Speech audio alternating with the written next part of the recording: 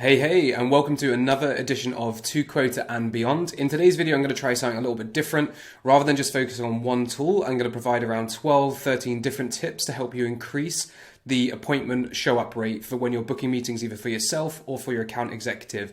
So I've got a checklist which you can see on the left-hand side. These are all processes and tactics that you can try, and then I'll show some examples as we go through some of them. So first of all, you want to be owning the scheduling process. So you need to think about what time zone are they in. Hopefully at the beginning of the call, you've built some rapport with them, and you can ask them which city they're based in or where they are. You also need to remind them of the value of booking that meeting and point them to the light at the end of the tunnel. So really important that you're always iterating the value because you're selling the meeting, you're not selling your product or service. When you're on that call, offer them at least two options and for a meeting, and you can also share a link to book a call. Ideally, you want to get them to book the call whilst they're on the call with you. Whilst you are speaking to a prospect, is the best thing to do is to confirm the appointment by calendar when you're on the call, and whilst you're speaking to them, ask them just to go to their calendar and confirm. Some other things as well, you really want to be scheduling these demo calls or the second step calls as soon as possible. Ideally within 2 days is best. What I like to do, because I'm selling remotely, I'll often say to people, what about the same time as the call today, but on Thursday, for example? So because we're working across different time zones, it's a little bit hard for me to know if they say 9 a.m., I don't really know what that means to me. So I kind of stick with the scheduled slot that we had today and see if that's free for them the next day. And then what they might say is like, oh no, but I can do an hour later. And that just makes it a little bit easier for me to create the calendar appointment and send it across to them. So you also want to customize your invites and have a bit of fun with this as you can as well. Think about it, your buyers is most likely speaking to other providers and your competitors, so you want to make sure that you're standing out in your inbox. So you want to resell the meeting, recap the key areas that they covered on the call, include an agenda. If you're introducing an account executive, include their LinkedIn profile and obviously include them in the calendar appointment.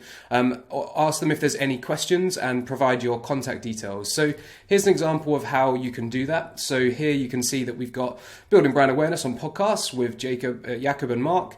We've got the date and everything, standard meeting appointment, but then you can see there's a little bit more information for them here. So it's, hey, thanks for your time earlier. I really enjoyed the call and learning about your company. As you mentioned, you're keen to increase brand awareness and establish yourself as a thought leader in the XYZ industry.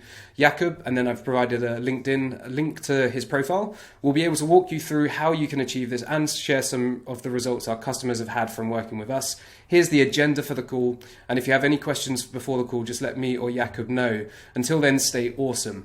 And then what I've got here is a GIF that if they were to click on is this, and that's a GIF that I created. Again, all I'm trying to do is stand out and be a little bit different in their inbox and in their calendar.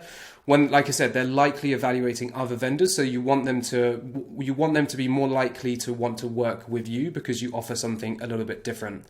Another thing that you should do is set up automatic reminders. The ideal is 24 hours before the appointment, 1 hour before, and 3 minutes before the call. You can send the meeting link. Now that might not be automatic, but you can either set up an automation to do that, or you can just have a note in your calendar to share an email that goes directly to them. I use Calendly to manage all of my meetings. So here's the subject. And the email reminder has this information and it's set for 24 hours before. And of course I can add more. So using scheduling tools like Calendly, Chili Piper, HubSpot also has this. They all have these reminders and email confirmations as well. So what happens if they don't turn up? So what you can do also is have some saved snippets. I've covered text plays before. This is a snippet that I send usually after 2 or 3 minutes if somebody hasn't shown up for a call.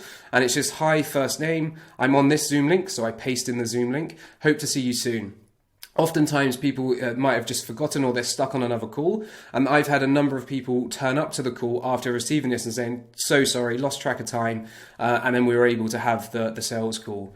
Now, if somebody doesn't show up, it's completely up to you when you want to kind of send the no-show email. This is a snippet that I have. And again, hi, hi, first name. Looks like we missed each other today. I hope everything is okay on your end. To be respectful of both our time, I waited for 10 minutes. So I only really wait for 10 minutes because there's usually other things that I should be working on. Whether that's right or wrong, that's up for debate. But yeah, I then offer a calendar link as well. And then I also keep track of these as well. So if people haven't rebooked, I have a note in my CRM to contact them again and chase them a little bit. Other things to keep in mind is use common sense. So think about the time zones and think about their daily schedule. No one is really going to want to book a meeting on the first thing on Monday morning because that can be quite hectic and catching up from stuff that came in on Friday that they probably didn't want to work on. At the same time, 6 p.m. on a Friday, they're probably not going to want to have a sales meeting with you or your company as well. And lastly, just a quick bonus for anyone who's dealing with inbound demo requests or inbound meetings booked. You can automate a personal follow-up from you. So I'm using Zapier here, so we can see that when an invite is created in Calendly, a lead gets created or a deal gets created in my CRM, it sends a message to me on Slack, and then I wait for an hour and I send a message to them. And the message comes directly from my Gmail inbox or outbox, and it says, "You're awesome, Amber. Hey Amber, thanks for booking the call with me. Looking forward to finding out more about you and your objectives with podcasting." This is a completely cold inbound lead, so I haven't had any context before. And then it's attached the GIF, the same GIF that you saw before as well. So as you can tell, I'm a bit of a fan of GIFs. So in the last week of January, I had an 87.5% show up rate for my meetings booked. And that's because I use a combination of these different tactics. So if you're not doing any of these, definitely implement some of them and review your process and see if there's anything that you can improve to continue to sell that meeting and get more people to show up. All right, that's it from me. See you soon. Bye.